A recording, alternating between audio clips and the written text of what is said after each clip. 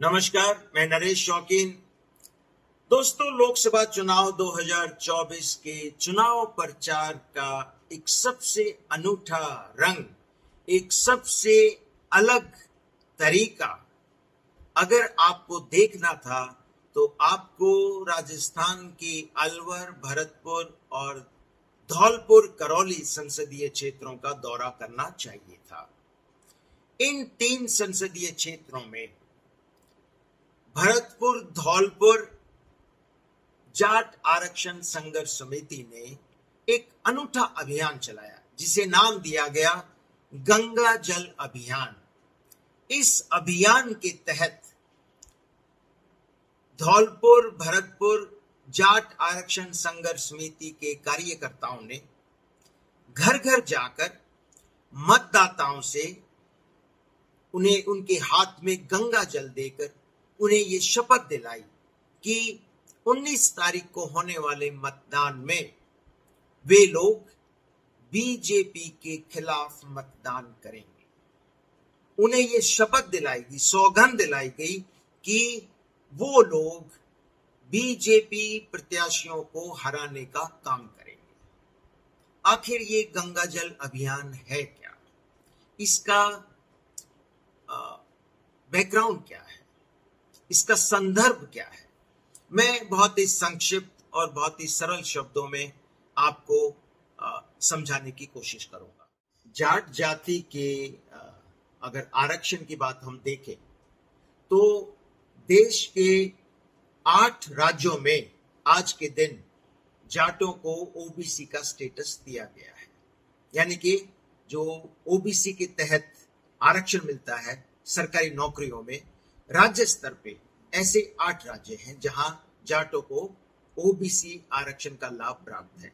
इसमें राजस्थान, उत्तर प्रदेश, उत्तराखंड, मध्य प्रदेश, छत्तीसगढ़, दिल्ली, जे&के ये राज्य शामिल हैं। राजस्थान के जो जाट हैं उन्हें 1999 से जो केंद्र की सेंट्रल लिस्ट है, यानी कि ओबीसी की जो सेंट्रल लिस्ट है, राजस्थान के, सिर्फ राजस्थान के जाटों को उसमें भी शामिल किया गया था। लेकिन राजस्थान के 2 जिले भरतपुर और धौलपुर के जाटों को ये तर्क देते हुए कि ये राज्य के जो शासक थे, देश की आजादी से पहले जो राजा थे वो जाट जाति से संबंधित थे, इसलिए इनको आरक्षण नहीं दिया जा सकता, ये सामाजिक और आर्थिक तौर पर पिछड़े नहीं है। जबकि लोगों का ये हमेशा से मानना है कि ये बहुत ही अनसाइंटिफिक लॉजिक है कि क्योंकि जो रॉयल फैमिलीज किसी एक राज्य में राज करती थी, उनके जो आम नागरिक हैं वो भी उनको भी उस लेवल पे माना जाए जिस लेवल पे रॉयल फैमिलीज को माना गया है। तो ये कह देना कि धौलपुर और भरतपुर के जो आम जाट थे वो भी शैक्षणिक तौर पे, सामाजिक तौर पर और आर्थिक तौर पर उतने ही प्रोग्रेसिव हैं जितने की वहां की रॉयल फैमिलीज थी, तो ये तो बहुत ही अनसाइंटिफिक लॉजिक हुआ। तो इस बात को लेके भरतपुर और धौलपुर के जो जाट जाति के लोग हैं वो बहुत लंबे टाइम से ही संघर्षरत हैं कि उन्हें भी ओबीसी का लाभ मिलना चाहिए, उन्हें भी ओबीसी की लिस्ट में शामिल किया जाना चाहिए। गहलोत सरकार ने 2000 में भरतपुर और धौलपुर के जाटों को स्टेट लिस्ट में शामिल कर लिया था, लेकिन राजस्थान हाई कोर्ट ने 2015 में, मार्च 2015 में उन्हें उस फैसले को निरस्त कर दिया और दोबारा से जो धौलपुर और भरतपुर के जो जाट जाति के लोग थे उन्हें ओबीसी लिस्ट से बाहर कर दिया। बहरहाल 2017 में स्टेट गवर्नमेंट ने पुनः इन दोनों जिलों के जाटों को स्टेट लिस्ट में शामिल कर लिया गया, लेकिन ये आज तक सेंट्रल लिस्ट में शामिल नहीं किए गए। एक बार जब मनमोहन सिंह की लीडरशिप में यूपीए की सरकार थी केंद्र में, तो वो अपने 2013 में अपने कार्यकाल के अंत में यूपीए सरकार ने 9 अन्य राज्यों के साथ भरतपुर और धौलपुर के जाटों को भी सेंट्रल लिस्ट में शामिल कर लिया था। लेकिन 2014 में मोदी सरकार आई और उस फैसले को निरस्त कर दिया गया और मार्च 2015 में सुप्रीम कोर्ट के फैसले ने मोदी सरकार के फैसले पर मोहर लगा दी। यानी कि भरतपुर और धौलपुर के जाटों को तो सेंट्रल लिस्ट से बाहर कर ही दिया गया और राज्य के जो जाट थे उन्हें भी सेंट्रल लिस्ट से बाहर कर दिया गया। स्टेट लिस्ट में वो हैं, राजस्थान के भरतपुर और धौलपुर के जिलों को छोड़कर राजस्थान के जाट भी सेंट्रल लिस्ट में हैं। इसी इशू को लेकर कुछ महीने पहले भरतपुर और धौलपुर के जाटों ने मिलकर एक भरतपुर धौलपुर जाट आरक्षण संघर्ष समिति का गठन किया, जिसको लीडरशिप दे रहे हैं चौधरी नेम सिंह फौजदार, और जो भरतपुर रॉयल फैमिली के वंशज हैं महाराजा विश्वेंद्र सिंह, वो भी इस समिति को लीडरशिप दे रहे थे और इन्होंने 40 दिन का एक धरना दिया। लेकिन राज्य की बीजेपी सरकार ने उन्हें मनाया, उस समिति के लोगों को, और ये आश्वासन दिया कि वो जल्द ही उनको सेंट्रल लिस्ट में शामिल करवाएंगे। और इन जो जाट आरक्षण संघर्ष समिति थी उन्होंने अपना धरना उठा लिया। लेकिन अब चुनाव आ गए हैं और चुनाव से पहले उन्होंने जाटों ने ये वार्निंग दी थी कि भी अगर उन्हें शामिल नहीं किया गया सेंट्रल लिस्ट में तो वो कोई सख्त कदम उठाएंगे। बहरहाल चुनाव की घोषणा हो गई और उनकी ये डिमांड नहीं मानी गई, तो मार्च 2024 में इन्होंने एक बहुत बड़ी पंचायत बुलाई जाट आरक्षण संघर्ष समिति ने, जिसमें यह फैसला किया गया कि वो इन लोकसभा चुनाव में बीजेपी का खुलकर विरोध करेंगे।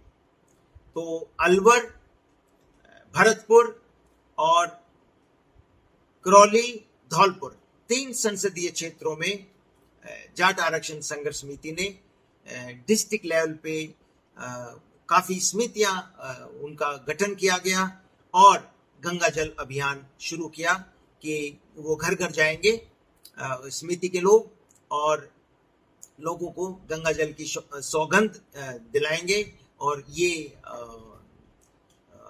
उनसे वचन लेंगे कि वो इन चुनाव में बीजेपी प्रत्याशियों को हराने का काम करेंगे, उनके खिलाफ मतदान करेंगे। इसका परिणाम क्या हो सकता है? देखिए, भरतपुर एक ऐसा संसदीय क्षेत्र है जहां जाट मतदाता बहुतायत में है। 5 लाख से ज्यादा ऐसा अनुमान है कि 5 लाख से भी ज्यादा मतदाता, करीब 28%, पूरे संसदीय क्षेत्र में 28% से भी ज्यादा जाट मतदाता है। तो वो वैसे तो भरतपुर सुरक्षित क्षेत्र है, एससी के लिए रिजर्व्ड है, लेकिन जाटों की संख्या सबसे ज्यादा है। तो जातीय समीकरण कम से कम भरतपुर का, अलवर संसदीय क्षेत्र और धौलपुर संसदीय क्षेत्र पे ये पोजीशन लागू नहीं होती, लेकिन भरतपुर संसदीय क्षेत्र में जाट अगर पूरी तरह से यूनाइट हो जाए इस मसले पर तो एक चमत्कार कर सकते हैं। आज के दिन हालत ये है कि कांग्रेस ने जो अपनी प्रत्याशी बनाई है संजना जाटव भी करीब 3 लाख इस कॉन्स्टिट्यूएंसी में बताए जाते हैं।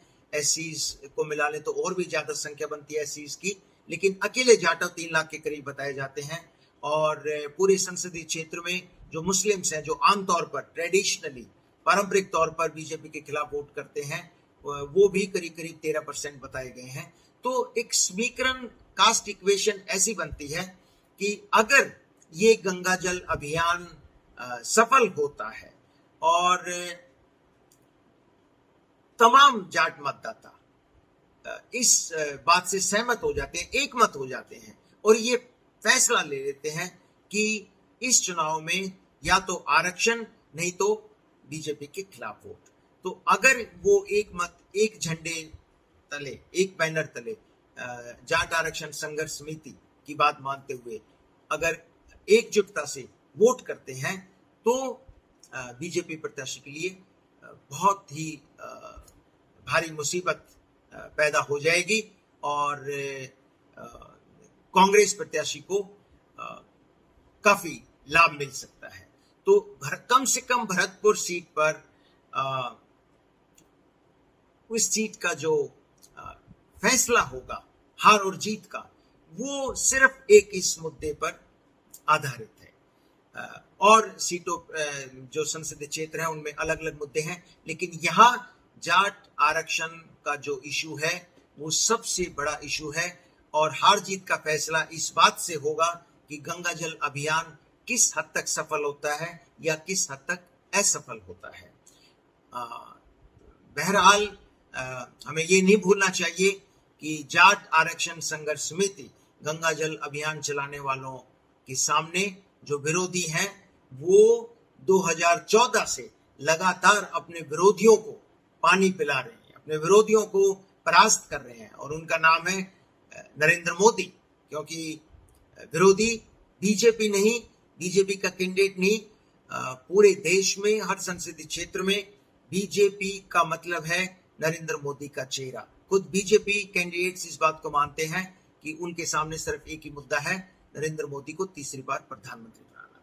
यानी कि भरतपुर संसदीय क्षेत्र में मुकाबला जाट संघर्ष समिति और नरेंद्र मोदी के बीच में। अब देखना यह है कि जिस इलाके में आप इतिहास को जानते हैं कि भरतपुर नरेश यदुवंशी महाराजा सूरजमल ने अपने जीवन काल में 80 छोटे बड़े युद्ध लड़े और वो कभी हारे नहीं, हमेशा अजेय रहे, उन्हें कोई हरा नहीं पाया। तो क्या उनके अनुयायी, उनके उपासक, उनके मानने वाले, उनके वंशज जो इस चुनावी संग्राम में एक आर पार की लड़ाई लड़ रहे हैं, क्या वो महाराजा सूरजमल का करिश्मा दोहरा पाएंगे? ये 4 जून को ही पता चलेगा। नमस्कार।